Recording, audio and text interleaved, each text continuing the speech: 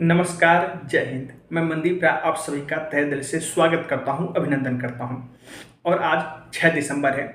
आज ही के दिन बाबा साहब भीमराव अम्बेडकर संविधान के जो निर्माता हैं उनका परिनिर्वाण हुआ था। तो इस परिनिर्वाण के अवसर पे हम सभी उनके चरणों में कोटि कोटि प्रणाम करते हैं। और 6 दिसंबर को एक ऐसी घटना हुई थी भारत में जिसे कुछ लोग black day of the democracy के तौर पे मनाते हैं और कुछ लोग शौर्य दिवस के तौर पर मनाते हैं। तो चलिए बात करते हैं कि आखिर इस 6 दिसंबर को ऐसा हुआ क्या था। 6 दिसंबर 1992 को अयोध्या में स्थित एक तथाकथित बाबरी मस्जिद का कुछ कारसेवकों द्वारा विध्वंस कर दिया गया, इसे तोड़ दिया गया। तो इसके पश्चात कुछ लोग इसे ब्लैक डे के तौर पे मनाते हैं और कुछ लोग इसे शौर्य दिवस के तौर पे मनाते हैं। तो चलिए हम कुछ इतिहास के बारे में जान लेते हैं, इस बाबरी मस्जिद से जुड़े इतिहास के बारे में। बहुत लोगों को लगता है कि जो बाबरी मस्जिद है इसका नाम इसलिए बाबरी पड़ा क्योंकि इसे बाबर ने बनवाया था, जबकि तथ्य कुछ और है। वो तथ्य है क्या? जो प्रथम मुगल शासक बाबर था, एक बार वो अफगानिस्तान की राजधानी काबुल में वहां के एक बाजार में गया और वहां पर लड़कों की ऐसे बाजार लगती थी। तो वहां पर बाबर को एक 16 साल का लड़का पसंद आ गया और जब वो लड़का बाबर को पसंद आया तो बाबर ने उस लड़के को जो भी उसकी कीमत थी वो दे करके उस लड़के को खरीद लिया। या फिर सच कहें तो उस लड़के से बाबर प्रेम करने लगा था। वह उस बच्चे को लेकर आया, उस लड़के को लेकर आया जिसकी आयु केवल 16 साल की थी और बाबर का उसके साथ फिजिकल रिलेशन हो गया।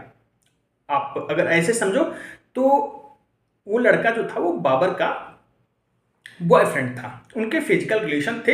ये मैं किसी भावना को हाथ नहीं करा, किसी के समर्थन में या किसी के खिलाफ बातें नहीं करी, ये फैक्ट बातें करा, आप चेक कर लो। अगर फिर भी आपको या फिर किसी को मेरी बातों से कोई चोट पहुंचती है, कोई आहत होता है तो मैं उससे क्षमा प्रार्थी हूं, लेकिन ये फैक्ट है जो मैं बातें कर रहा हूं।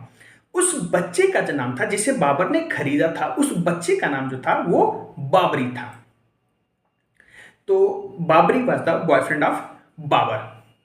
पानीपत के प्रथम युद्ध में जहां पर प्रथम मुगल शासक बाबर और इब्राहिम लोदी के बीच में युद्ध हुआ था, उस युद्ध में, पानीपत के प्रथम युद्ध में इब्राहिम लोदी के हाथों बाबरी जो है वो मारा जाता है।